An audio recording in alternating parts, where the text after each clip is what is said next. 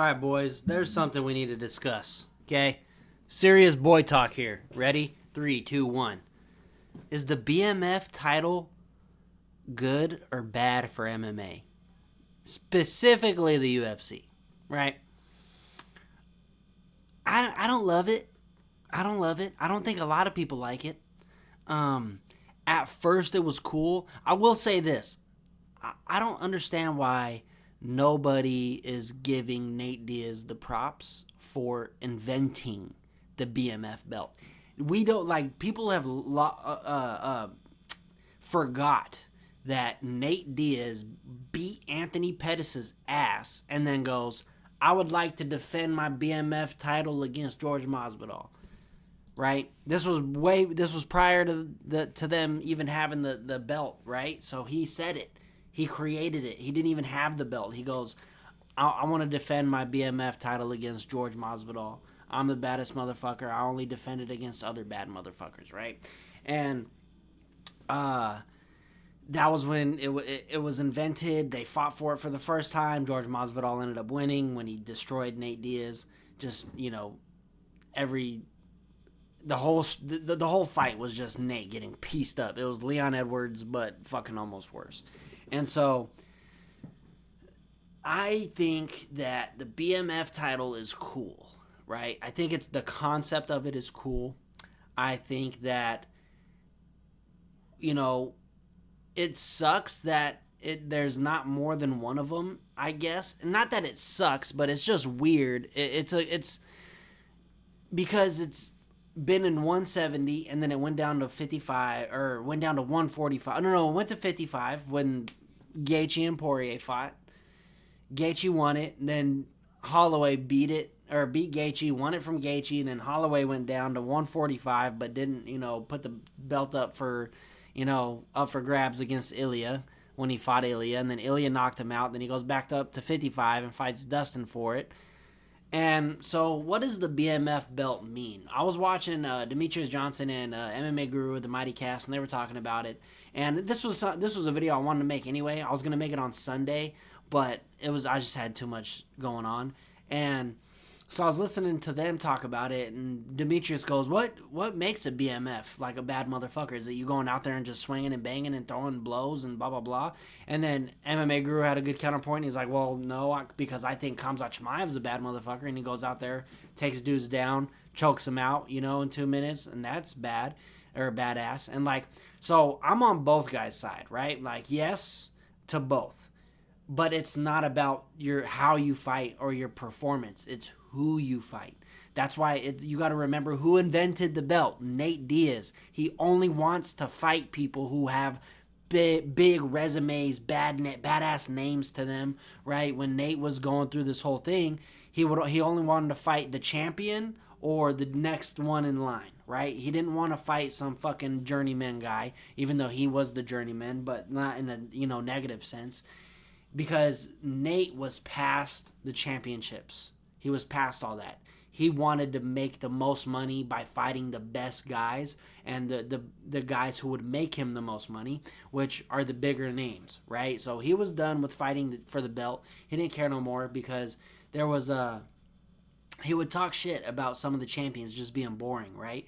So he wanted to fight the most flashiest dudes. That's why he wanted to fight Pettis, because he was like, Pettis is fucking cool as fuck. He does all the flashy shit. He's fought the who's who. Let's fight him. And then he's like, let's fight George, because he just knocked out Darren Till, just knocked out Ben Askren. So George had he was knocking dudes out, and he was fucking fight. And George fights fucking everybody. You know what I mean? So I think that is what makes the BMF the BMF. That's why I consider it being in good hands with Max Holloway, because he fights fucking anybody. He doesn't say no to anyone, right? Now, the weird thing is, what they also brought up is that it's weird seeing and still BMF champion when Max just got knocked out by Ilya, and I have to totally agree with that. I just do. I think anytime you fight, and it doesn't matter if another belt's on the line, like, the lightweight belt, the featherweight belt, whatever it may be, if you are the BMF title holder, anytime you fight, that belt is up for grabs, meaning if you lose that fight, that guy's the BMF plus the champion, whatever it is, right? But, I feel like it's just what it means to me is when you hold the BMF belt, you don't say no to a fight. You fight anybody, right? You say yes to everybody. You don't say no to anyone. And it would be a little weird seeing a champion being a champion plus a BMF title, because you've seen champions before go, I'm not going to fight that guy again, or I'm not going to fight this guy. He doesn't deserve it. I'm going to fight this guy. And they kind of pick and choose who they want to fight, right? And that isn't super BMF worthy to me, right? If you have the BMF, you just don't say no. You know what I mean? You fight the next baddest dude in line. Whoever the baddest motherfucker is, you fight that guy. That is the epitome of the BMF.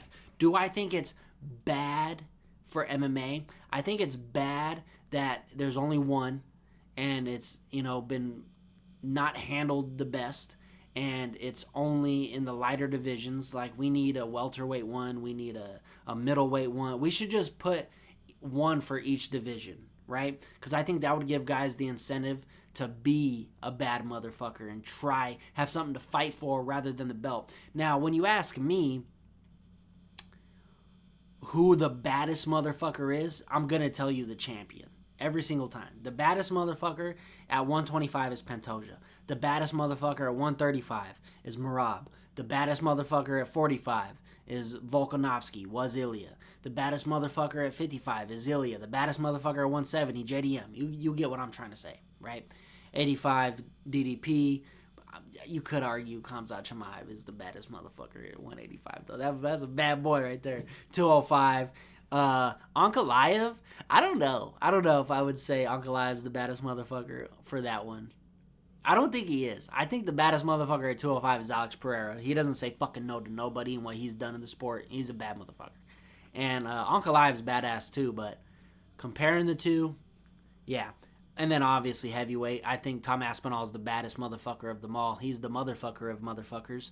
If you watch my pound for pound list, I think, Tom Aspinall is the baddest man on the planet. He beats every other person in every other weight division. So yes, absolutely starts as Alex Pereira. I would like to see at least a BMF title for each division if we're going to keep going with the BMF thing, right? If not, just scrap it, let it go, let it die out, let this be the last fight. It would have been awesome if Poirier won it and then retired, because then we wouldn't have had to deal with it, for the rest of our lives as UFC fans. So, I think it's okay. I don't think it's the worst thing, but I do see the problems with it. I would say put one in each division, have a BMF champion for each division, and then that way you could be like, what would be crazy is like if we see a guy at 170 win, the BMF title, and he goes, I'm going to fucking challenge the 185 BMF motherfucking title holder. Goes up to 185, fights that guy. That'd be fucking cool, right? Like, why not? 2 BMFs up for and then you're a double BMF champ. Like that. All right, but now it kind of gets weird after that. But yeah, I think if you have the belt and you fight anybody, doesn't matter if you're the challenger to a champion, it doesn't matter. Both belts are up for grabs, right? But yeah, that's my 2 cents on it. Peace out, everybody.